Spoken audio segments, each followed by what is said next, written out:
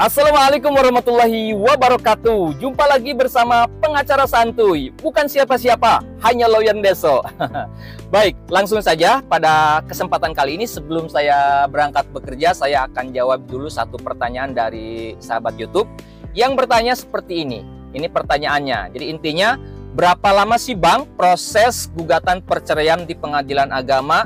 Kemudian sidangnya berapa kali sih Bang? Dan sidangnya sidang apa aja sih itu Bang? Baik, langsung saja kita bahas. Yang belum subscribe, yuk subscribe dulu. Baik, terkait dengan gugatan perceraian. Pertanyaan yang pertama, berapa lama proses gugatan perceraian? Baik, jawabannya adalah proses gugatan perceraian di pengadilan agama itu durasinya atau waktu prosesnya itu tergantung terhadap hadir atau tidaknya pihak tergugat atau termohon. Kalau tergugatnya atau termohonnya hadir pada setiap persidangan, maka prosesnya itu bisa kurang lebih antara 3-4 bulan, bahkan bisa lebih. Kalau misalkan alot nih, ada tuntutan hak asuh anak dan lain sebagainya, itu bisa lebih dari 4 bulan. Namun, hukum acara perdata mengatur bahwa paling lambat perkara perdata itu harus sudah diselesaikan di tingkat pertama, di pengadilan tingkat pertama, selambat-lambatnya 6 bulan. Namun dalam gugatan perceraian, biasanya kalau tergugat hadir terus dalam setiap persidangan, prosesnya sekitar 3-4 bulan. Tapi kalau tergugat atau termohonnya tidak hadir, prosesnya relatif lebih cepat. Kisarannya antara 2 bulan sampai 2 bulan setengah.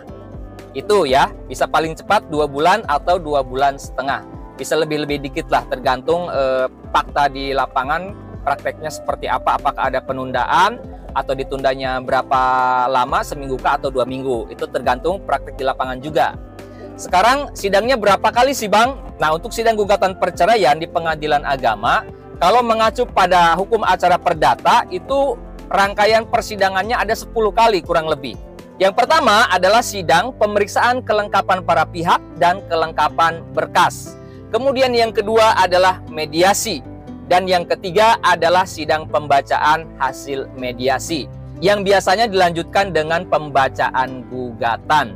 Yang keempat adalah sidang penyampaian jawaban. Yang kelima, sidang penyampaian replik dari pihak penggugat.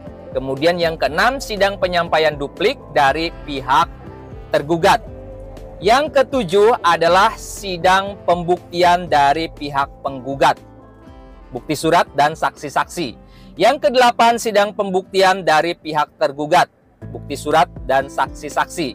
Yang kesembilan adalah sidang penyampaian kesimpulan.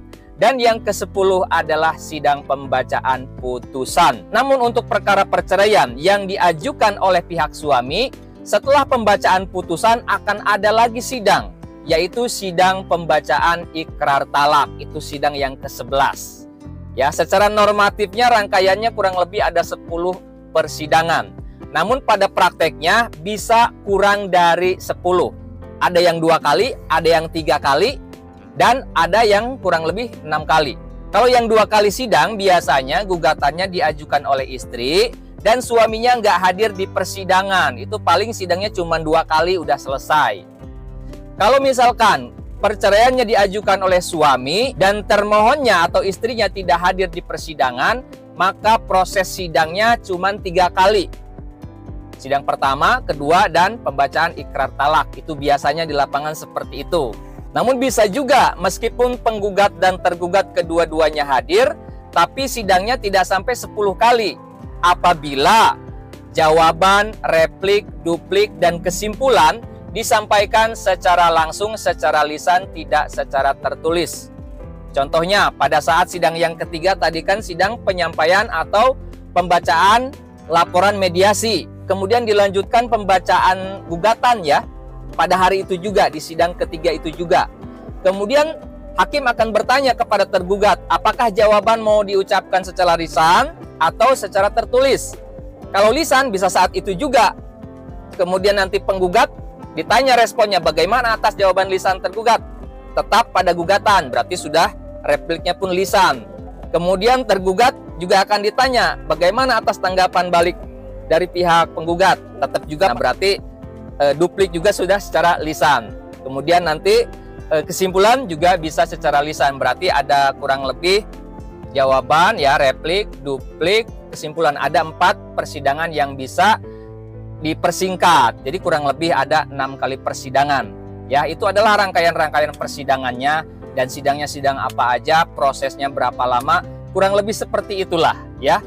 Nah, pada prakteknya tentu tergantung di lapangan seperti apa.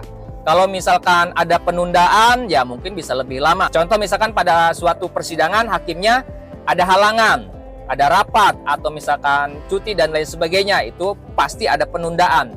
Atau jeda waktu sidangnya 2 minggu. Dari sidang pertama ke sidang kedua dan ke sidang berikutnya jedanya 2 minggu. Itu sudah pasti durasinya akan lebih lama. Cuman gambarannya adalah seperti yang saya sampaikan tadi. Mudah-mudahan bisa dimengerti, bisa dipahami, dan bisa menambah wawasan, khususnya bagi masyarakat yang membutuhkan informasi terkait dengan hal ini.